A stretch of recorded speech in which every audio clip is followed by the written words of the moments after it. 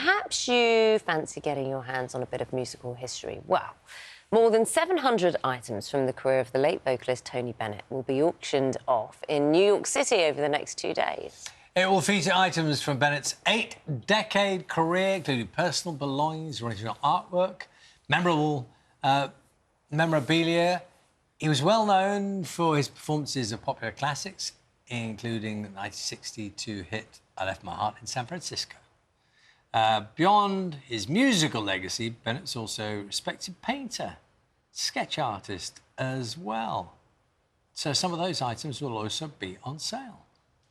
Did you ever interview Tony Bennett? Yes, yeah. Lovely man. Very charming. I did not know that about his art. I didn't know he was an artist. Didn't know that. Let's take a look at today's front pages. The Daily Mirror is leading with developments in the case of Caroline Flack. A police watchdog has urged the Metropolitan Police to investigate why the force contested initial advice from the Crown Prosecution Service not to charge the star, as her mother vows to continue her quest for truth.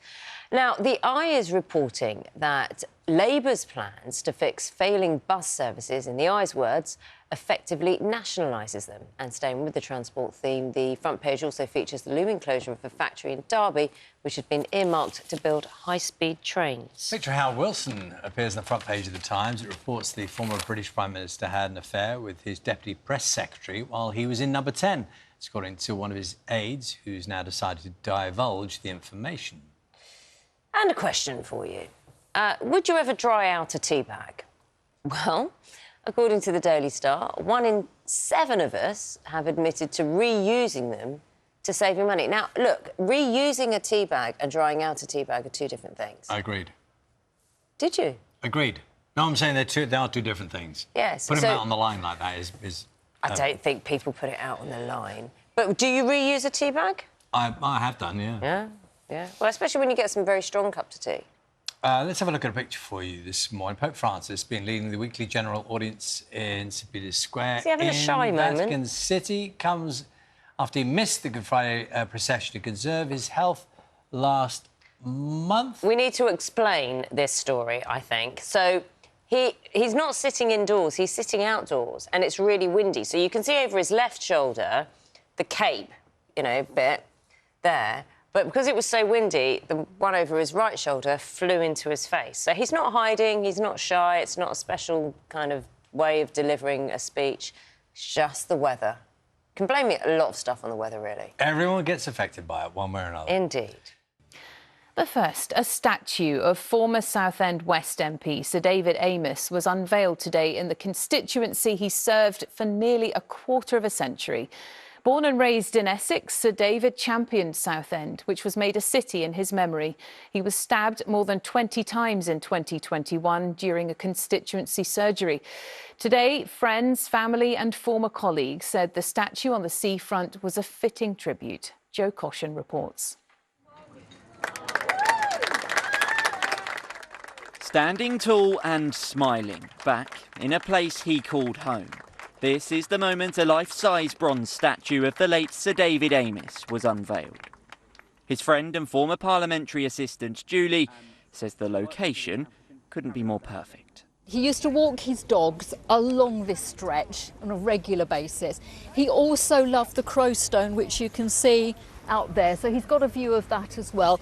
And it isn't far from where Lady Julia lives, so she can also be close to this as well. It's a permanent memorial that we can recognise the service that he gave. With the sun shining, he may have wanted to take the scarf off, but he would have held firmly onto the city status document that he campaigned so passionately for. Some of his favourite songs were played by the Music Man Project, a cause close to Sir David, before colleagues paid tribute to the man known as Mr Southend. Someone that is so respected, certainly in Westminster, Parliament, and I have looked up to him every single day when I had the privilege of being in the House of Commons with him. Sir David died doing what he loved, helping people. Murdered whilst holding a constituency surgery in October 2021, it prompted calls for better protection for politicians. But his successor says the Southend West MP set an example of how politics should be.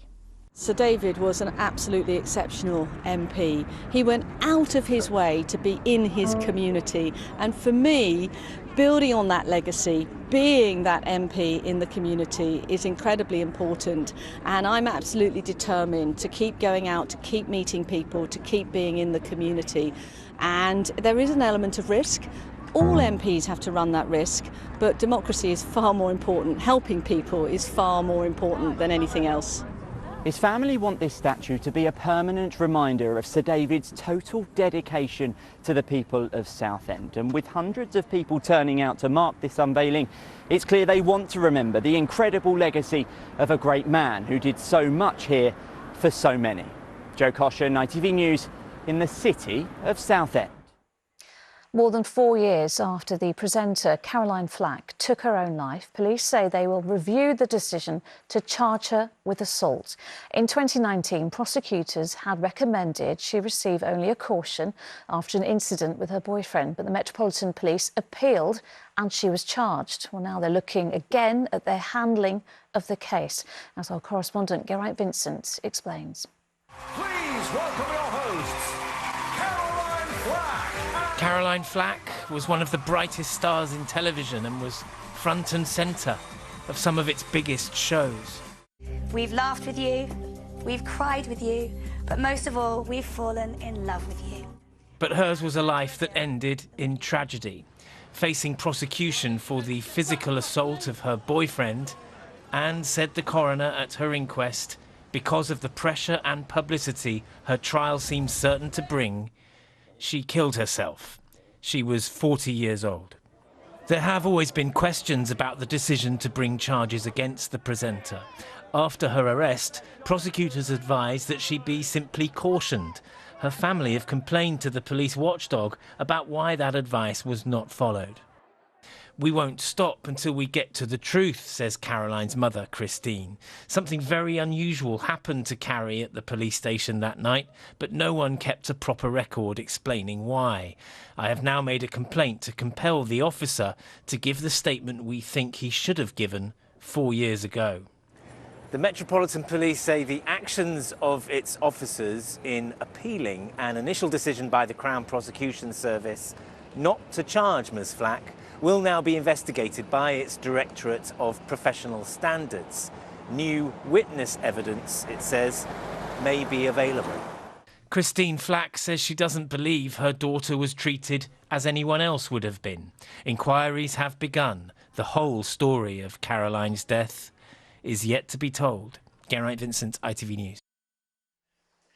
And you can find more on our website, including details offering help if you are worried about yourself or a loved one. That's at itv.com/news.